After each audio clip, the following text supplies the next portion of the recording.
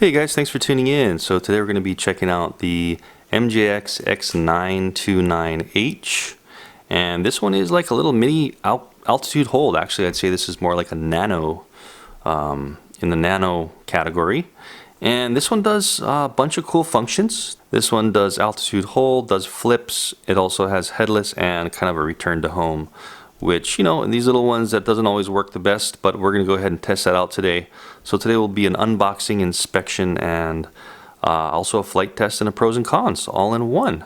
So let's get started. Don't forget, we'll have the links to this guy down in the description of the video, as always, so you can check out that link and see the current pricing and everything about this a little more in depth if you wanted to. But without further ado, let's go ahead and start unboxing this guy and see what it looks like and out of the box.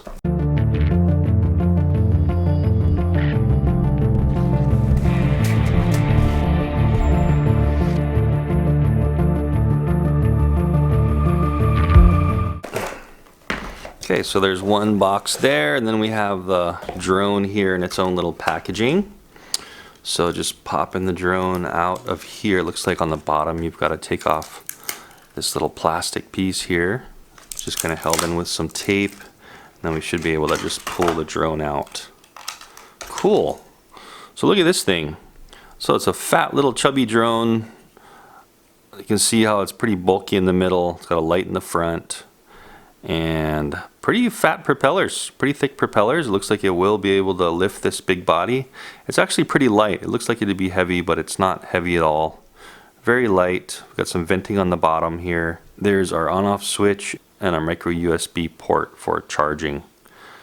So very simple looking drone, but I'm excited to test out these propellers. Looks like it's going to give it some good lift with those propellers. Anyway, let's see what's in the other box. This should be the controller and all the other peripherals. So let's just open this up real quick. See what's in here. So that's cool. They do give us an option to put on prop guards for all of you new flyers that need prop guards in your training. You can go ahead and put them on and remove them. Go ahead and just put on a set real quick and see how this goes on. So it looks like very simple, just pushing in from the bottom actually, and they just slide on with a little bit of tension, and that's it. You can see how that's on there, so you can put all four on there if you'd like to, and then pulling off is relatively the same thing. It looks like you've got to kind of pull the two sides. There you go. So they are kind of clips. If you look at these little taller clips here, those two are actually clipping into the sides of the arm, so you just separate those and they slide right off. See what else is in here. So we've got a charger. Looks like a standard micro USB cable to charge it up. So this end into like a cell phone charger, computer, or any other kind of USB power source. And the other side into the craft. They do give us a full set. Wow, if not more actually. 1, 2, 3, 4, 5, 6 extra propellers. So you're getting a full set plus 2 of propellers. So they really took care of us in knowing that if you're a new flyer, you're going to crash and you're going to need to put more propellers on. Anyway, we've got our controller and our instruction manual. Look at this controller, very tiny. So this is like down there with the little Nano controllers, just a little bit of a different shape, a little bit easier to hold with larger hands than the other just kind of oval controllers. Okay, so it's saying that this one it turns off on the light and also does one key return headless mode. So it does 3 functions in one. Wow. So this may be a dual. These sticks on top, these buttons on top feel like they might be dual clicking on the bottom and on the top. I'm not too sure about that, but we'll have to test that out. The right side is flipping here. Click that to flip. Of course, forward, back, left and right roll, pitch and roll here. Then we have our trimming function here. These tiny little buttons, that's how we're going to trim it forward and back, and then trimming left and right roll, and then also trimming the yaw there. So that's great. They have separate buttons for everything. And then this one here is going to be one key start. So it looks like you're going to need to hit that to start the propellers turning and or launching. Power button here. So that's pretty much all the functions there. We'll go more in depth when we fly it in just a second. Let's go ahead and unscrew. It looks like you do have to have a screwdriver. They don't provide you a screwdriver in the box to take off this back deal here. And it takes 3 AAA batteries. No big deal. And then looks like this thing is tight enough where it's not going to fall off, so you can leave that screw out if you want to. Anyway guys, let's go ahead and get a charge in this thing, go fly it, and do a little pros and cons. Let's go fly.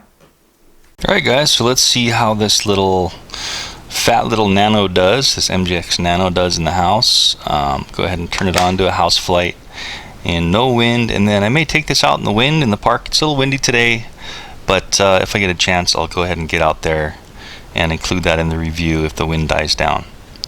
Anyways, going ahead and starting this thing up, just turning it on there, and we see the lights start to flash.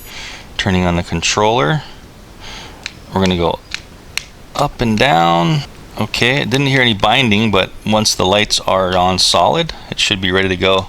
This one's kind of interesting. It just sits on its belly and the legs don't even touch the ground, but it does have a flat spot on its belly, so it should be rather flat.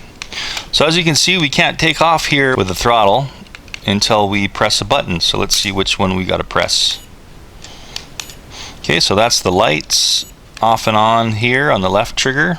I believe this one, I think it was this middle bottom button. Yeah. So I just press the middle bottom button that arms it. Let's see if we press it again. No, it's not going to disarm, so let's go ahead and take off. So hitting the throttle a little bit. And this is altitude hold because it does have this spring-loaded throttle. So let's see how well it holds its altitude. It's already hovering very well. This is a hands-off hover. It's dropping, you know, a couple feet of altitude. Let me go ahead and pick it up a little bit. Pretty much no wind in the house. I do have some windows open on the other side of the house, so there might be a tiny breeze coming in. But let's just see how good this thing hovers for a sec. It's kind of coming towards me, but it's hovering overall very good. A little close-up shot of it. Whoa. Just started to yaw and it started to kind of fly forward, so that's a little bit weird. But it seems like if we are very still, it hovers good, but let's see if we input some yaw. You know, it starts to fly forward. A little bit weird. So it starts to move around when you yaw on it. But anyway, that's rate 1. Let's do a little punch test. It is altitude hold, so it's probably going to go slow, but there's some fluctuation in the hover. Full throttle up right now. It's actually pretty quick for an altitude hold quadcopter. Again, there's a yaw rate. It does wander around when you're doing a yaw. Here's our pitch and roll in rate 1. So full stick forward, full stick back. Rolling left and right, full stick. So that was rate 1. So rate 2, if we press the left stick in, you get 2 beeps, and it does give it a little bit more higher pitch and roll. And let's see about the yaw. Yeah, a lot quicker yaw too. See how it's yawing there? It is going to wander when you yaw. Maybe it's just out of balance or something. It does hover good though, again, when it's just sitting still. Let's see what else we can do. So we do have these trim buttons. That's all these do here. And then we have this one here for the yaw. So if you wanted to trim out everything, you can. It all seems to be working pretty good out of the box. Right trigger again was what? That's a flip. Okay, so it drops a little, but then it does pick itself back up. And it's just doing a forward flip each time. Let's see if we can pull back and press it.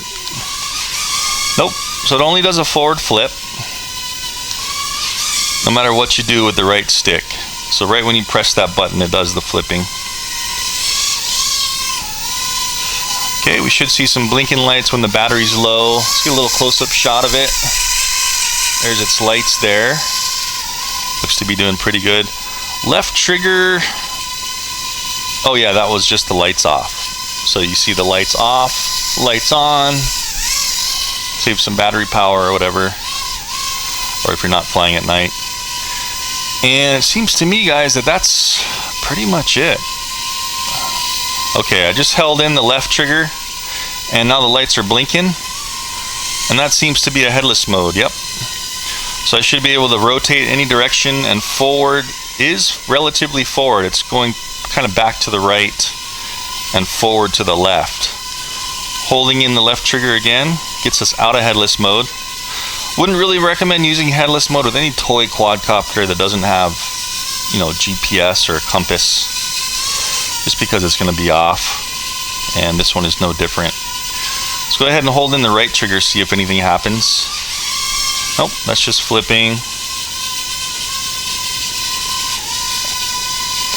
Let's see if this has a return to home. Holding in the left trigger, going into headless, and then pressing it once. Yeah, so that is a return to home actually. So if you go into headless, keep in mind that if your headless is skewed, it's going to return to home in the skewed direction. So I did launch facing directly into that picture there on the wall, and I'm in headless, and here's what happens when you go into return to home. So you press the left trigger once. So you see it coming back to my right back. So it's actually not too bad with all the spinning I've been doing and stuff. You know, that return to home in headless direction isn't that off. So it is landing now. It looked like it was low on power while I was still in headless, and it went ahead and did an auto landing. So that's good. At least you know that it'll go ahead and safely land slowly. It won't drop out of the sky when you do have a low battery. So we'll have the flight time come up on the screen to show you the full time of that flight. And let's try to get this thing outside, do a park flight, do some range testing. Can't do it in the house, so we'll do some range testing at the park and see how it does and do a pros and cons. All right, let's go fly it outside. All right guys, so we're here at the park with this chubby little MJX RC Nano, and we're gonna see how it flies in the park. I already tested, I think, most if not all of the functions in the house, so we will just do a range test, see how far this thing can go without losing connection. I also want to do maybe a controller turn-off test, see what it does when you turn off the controller, and we'll also just do maybe some sport flying just to see how it flies. I am getting some little bit of wind, 5-mile-per-hour breeze coming from that direction, and so we'll be able to see how this thing does in the wind. I'd imagine, since it's kind of aerodynamic and the shape is, it might do pretty well in the wind, being that I don't have any prop guards on it. So let's see how it does. Center button here turns the propellers on. Go ahead and launch. Okay, that was the flip. Okay, left stick in, 2 rates of flight. So I went into rate 2, and now we can go a little faster and fight the wind. So let's immediately, man, I forgot how good this one was with its yaw precision. Look how immediate that is. Let me bring it a little bit closer. Oh, really slow on descent in the wind here. I've got throttle all the way down. That's a little scary. But look at that. Yaw control, very good. Anyways, let's see how far it goes with the range. So I'm not going to touch the throttle, and hopefully it'll keep itself up. I'm just going to let the wind blow it. Are we dropping out already? Let's go a little bit higher. Oh, yeah, we're starting to drop. So dropping connection at only about 50 feet. If not a little less. Uh-oh. It's getting away from me now. See if I can bring it back. Easy to lose orientation. I had to kind of see which way it was flying and then bring it back. Okay, let's come on back, bring it down.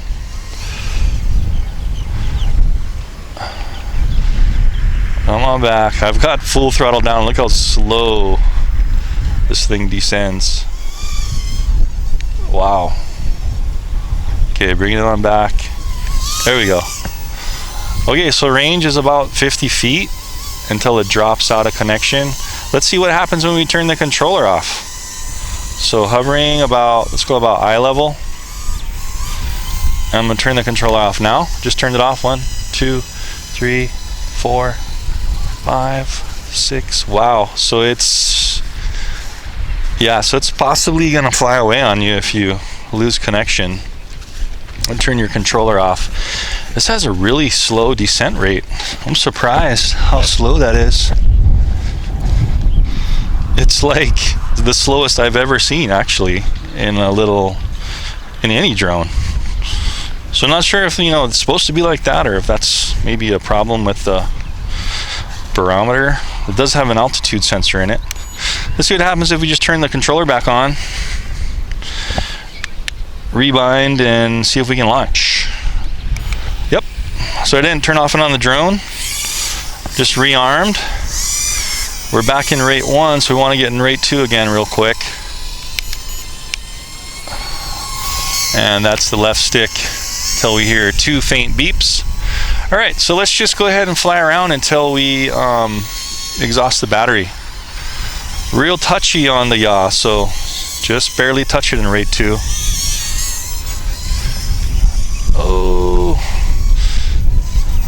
slow on the altitude ascension and descending, really slow. Okay, and it seems like this one, it drops quite a bit. Whoa, it is quite influenced by the wind actually. Ooh, there's a little flyby. Ooh, almost hit the ground there. So any kind of turn you do really drops this thing down in the wind. I'm getting the 5 mile per hour coming in, but you can see when I turn it, look at how it drops immediately. Oh, it's okay though. So it's a little chubby and heavy for its prop size and in the wind at least, you know. So I'd recommend this one maybe in really a no wind environment. It'll be a lot better. Still fun, just flying around until the battery dies. Whoa. Let's go a little bit closer, get a close-up shot of this before the battery dies here. Not seeing that light blink on the front yet. I think the front light, does it blink when it's low on power, or was that the arm lights? Let me see here. Yeah, so the arm lights, hopefully you guys can see them. Orange in the front, blue in the back. They're still not blinking. So apparently we still have power. Oh, once you get the hang of it, actually, not bad. You've got to keep some throttle on in this little bit of wind.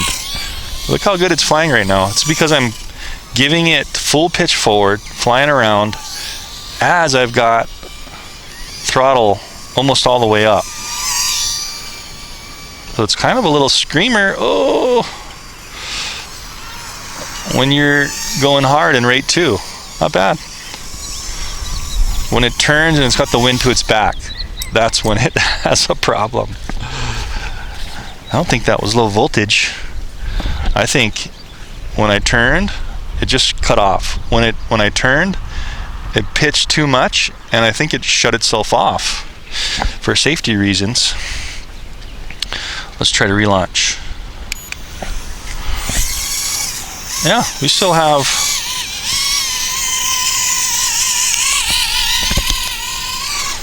got power. Can't believe how long this thing is lasting. I guess the second battery charge, this is literally the second or third battery charge on this, and it's honestly surprising me how long this is lasting. But I want to fly it so you guys know how long it'll fly. Maybe a little bit of wind is helping it fly longer. I don't know. Let's see, are we blinking yet? Nope. Wow. Talk about long flight time right now.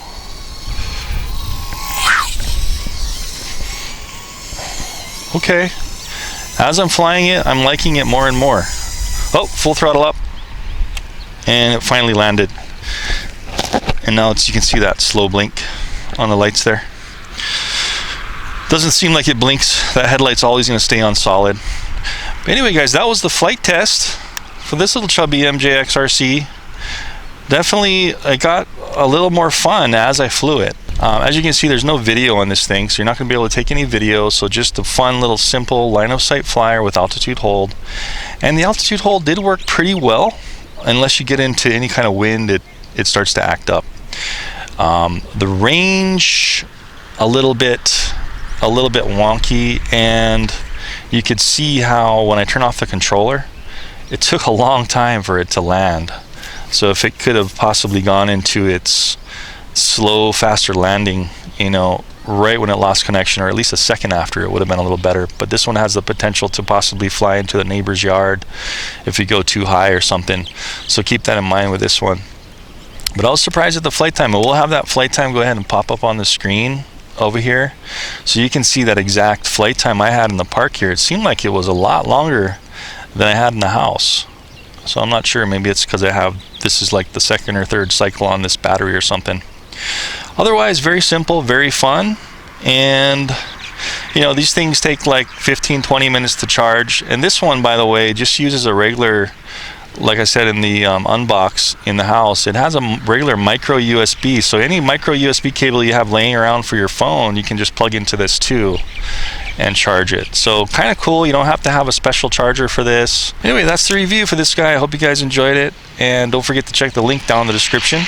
I will have this guy down there in the link, so click on that, see what the current pricing is, more in-depth specs. Anyways, thanks for tuning in, and I'll see you guys in the next video.